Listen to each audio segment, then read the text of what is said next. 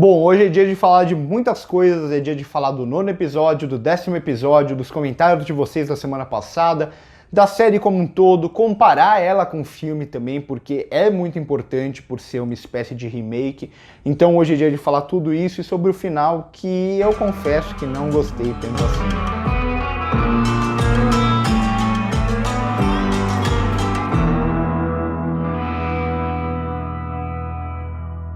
Os comentários da semana passada que me chamaram mais atenção, mais uma vez, é todo mundo amando a Melanie, odiando o Layton de novo, algo que eu já falava desde o começo dessa série, como a Melanie é uma personagem complexa, bem construída, e o Layton é um personagem muito unidimensional, que não é colocado para tomar decisões difíceis. Só que aqui no 9º episódio ele é colocado para sim tomar uma decisão mais difícil, uma decisão que lembra muito as decisões que a Melanie tem que tomar. Então a gente vê que a Melanie tá longe de ser santinha, que ela matou muita gente, ela torturou muita gente, ao mesmo tempo ela mantém aquele ecossistema funcionando e por isso ela é uma personagem complexa, uma personagem que tem seus dramas anteriores, a gente entende melhor a questão da filha aqui e tal.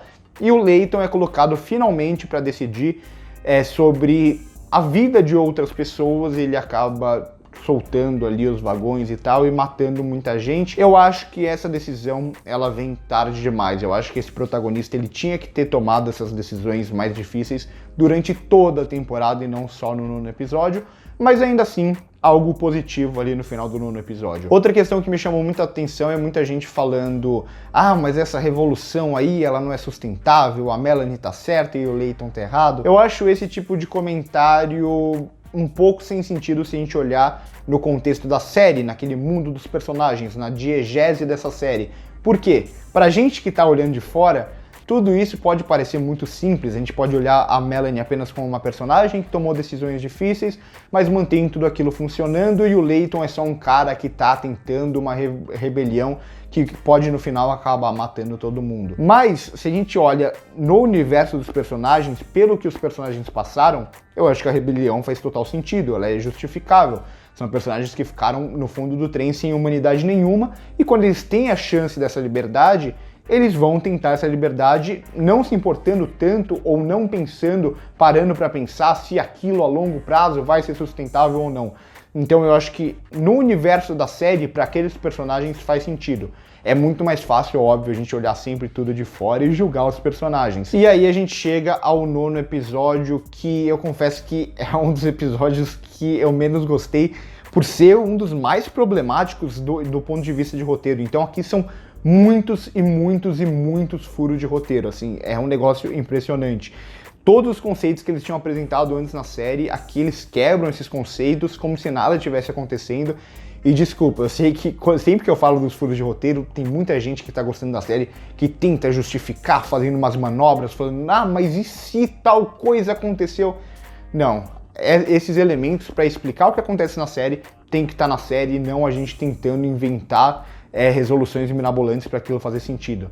Então, os dois personagens que saem das gavetas e já viram guerreiros de novo, não adianta falar: ah não, mas eles são muito fortes, ah não, mas eles são pessoas que sempre lutaram. Não faz sentido. Se a série estabeleceu o conceito de que a pessoa engavetada, quando ela sai das gavetas, ela precisa de um tempo de recuperação, não faz sentido eles saírem lutando minutos depois. Não adianta tentar fazer uma manobra que não vai ter nada que justifique isso acontecer. A questão do pai, que pra mim também é muito problemática, porque ele surge como uma peça importante ali. Quando ele foi desengavetado a gente não sabe, e aí fica uma questão: se ele foi desengavetado há pouco tempo, ele teria que estar mal também. Se ele foi desengavetado bem antes e escondido, aí também, como que ele ficou escondido? Quais foram os tratamentos médicos que ele recebeu? Então, a série cria muitas dessas questões de: tá, mas como isso? Mas por que isso? E, na maioria das vezes, as explicações não são satisfatórias ou simplesmente não tem explicação. O mesmo vale para a questão do gás, que aqui surge também como algo importante para conter a revolução e aí depois acaba sendo descartada. Por quê? Porque isso surge quase como um deus ex machina. Ah, tem um gás aqui que a gente vai soltar lá no fundo e tal. E isso poderia aparecer na série se tivesse sido citado antes. Então, por exemplo, quando eles citam as outras rebeliões, era só eles falarem que uma delas foi contida com um gás que tem no trem. Se eles falassem isso lá no começo da série, o Gus surgiria aqui de uma forma muito mais ok, faria sentido, já tinha sido estabelecido isso, e já tinha estabelecido que isso existia no trem. Agora, quando surge aos 45 do segundo tempo como uma solução do roteiro, acaba sendo um Deus Ex Machina, acaba sendo muito mal construído. E mal construído também é a questão dramática, isso não é desse episódio, é algo que deveria ter vindo da série inteira, que são os personagens do fundo secundários que a gente não sente absolutamente nada por eles porque a gente não conhece eles. E é algo que eu falava lá no começo, se você não se preocupa com os personagens secundários, isso vai fazer falta lá na frente. Então quando a gente vê ali a personagem procurando o Neto, a gente pensa, quem é ela? Quem é o Neto? Não me importa, sabe? Então aquela era uma cena que era pra ter um impacto dramático muito forte, mas não tem, porque a gente não sente nada por aquela personagem. O mesmo a personagem da menininha procurando o irmão. A gente viu ele 2 vezes, ele tem 3 falas a série inteira. A gente não vai sentir nada por aquele personagem. Então isso é problemático, você esquece os personagens secundários e quando você vai matar esses personagens secundários e tem que construir relações a partir disso, não tem o impacto dramático que a série precisava, justamente porque eles foram ignorados anteriormente. E aí a gente chega no final do episódio 9, quando tem essa união entre a Melanie e o Layton, que era algo esperado já, essa redenção da Melanie e tal, e eles lutando pelo trem. Eu acho que aqui cria algo que a série não tinha feito até então. Antes a gente tinha 2 partes que tinham argumentos corretos, digamos assim. Mesmo a gente sempre tendo o Layton como alguém que sempre fazia o bem e a Melanie que tomava algumas decisões reprováveis, mas a gente entendia ela. E quando você une os dois e coloca pra lutar contra a primeira classe, que tá lá a Ruth, os Folger, o Nolan, que são personagens todos criados para serem vilões, aí a gente vem para um bem versus o mal, que eu acho que não condiz com aquilo que a série tinha estabelecido até então e acaba sendo uma saída muito fácil do roteiro, mas pelo menos a decisão aqui, como eu disse no começo, é justamente colocar o Layton para tomar uma decisão muito difícil e isso finalmente traz uma camada nova pro personagem. E aí a gente chega pro episódio 10, que eu acho que a única coisa que precisa ser comentada são os 15 minutos finais, porque de resto são 30 minutos de nada de enrolação,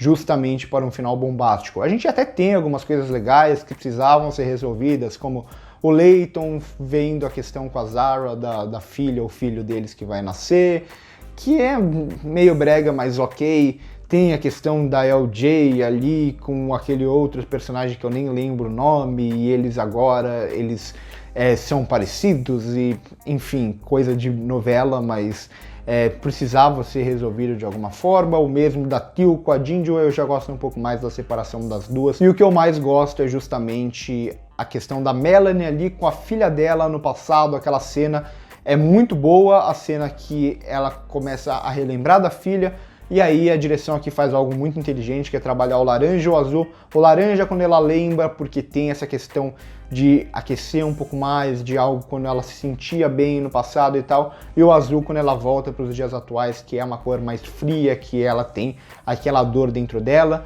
O mesmo no uso de enquadramentos, então quando ela relembra da filha, eles colocam a filha no contraplano, ocupando metade do rosto da Melanie, então ela fica só com metade do rosto visível, que ela está dividida e tal. Então tem alguns simbolismos muito fortes nessa cena, que eu acho que é a cena que de longe melhor funciona no episódio, porque eu já adianto, eu não gosto nem um pouco desse final, eu acho um final assim digno de novela. Quando surge esse trem novo do Sr. Wilford, e mais uma vez a gente tem que se questionar quando isso foi construído, se o Snowpiercer tinha sido construído um pouco antes deles saírem com o mundo congelando. Como surge um outro trem do nada? Como tem uma população dentro desse trem? Como a filha da Melanie foi parar dentro desse trem? E pra mim, o final é típico de uma novela mexicana, de uma novela da Record. Aquela questão de chega a filha da Melanie e fala, cadê a Melanie? Precisava disso? Isso é o tipo de solução tão brega, tão clichê, que, como eu disse, surge de uma novela. Ah, ela tinha morrido, mas ela não morreu e ela vai aparecer no último momento pra... Enfim, comentem aí embaixo o que vocês acharam disso. Eu juro que eu dei risada, assim, o final dessa série, dessa primeira temporada, me fez gargalhar, porque eram umas situações que eu falava, não é possível que eles realmente estão fazendo isso. A própria questão da Melanie largar tudo e correr em cima do trem e depois cair e continuar viva como se nada tivesse acontecendo. A questão da Ruth tirar uma arma do nada, né? São várias situações que você fala, nossa, sério mesmo que você queria construir tensão com esse tipo de coisa?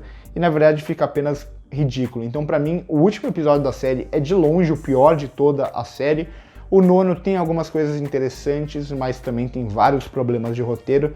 E a série, num contexto geral, ela não me agrada tanto assim. Como eu disse em vários episódios, tem coisas positivas, coisas negativas, mas quando a gente coloca ela em comparação com o filme que não tem como não fazer essa comparação, porque você está usando o filme até como um trampolim para você criar a sua série, você está usando o filme até para atrair o público para a série, não tem como não fazer essa comparação. E as melhores coisas da série também estão no filme, e eu prefiro como o filme faz, que são todos esses conceitos desse universo e tal.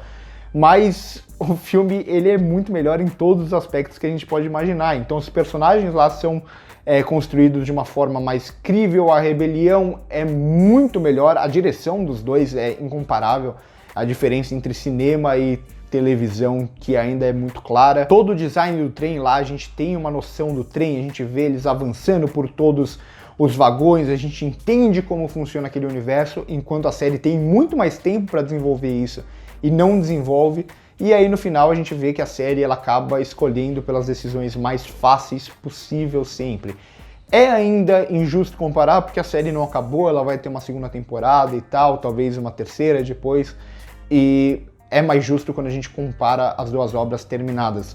Mas até então eu acho que a série, eu não vou dizer que ela não se justifique, eu acho que ela até se justifica, mas quando a gente coloca as duas obras lado a lado, o filme é muito superior e não tem a ver apenas com o tempo da narrativa, porque é algo que sempre muita gente argumenta que, não, mas a série ela é desenvolvida de uma forma diferente, a narrativa é mais longa e tal. Eu sei de tudo isso, mas quando eu tô comparando as duas obras é justamente dentro do universo de cada uma. E assim, sinceramente, eu não sei se eu volto para a segunda temporada, vai depender do material promocional, talvez tenha algo nos trailers que desperte minha curiosidade e tal, mas até então, como essa temporada foi finalizada, digna de novela, com um monte de questões que parece que só estão ali para criar um final bombástico para a segunda temporada, e com todos os problemas de roteiro até então, eu não sei se isso me atrai muito para continuar assistindo a série. Ainda não sei se eu vou voltar ou não, mas no momento eu diria que eu não pretendo voltar para uma segunda temporada de Expresso da Manhã.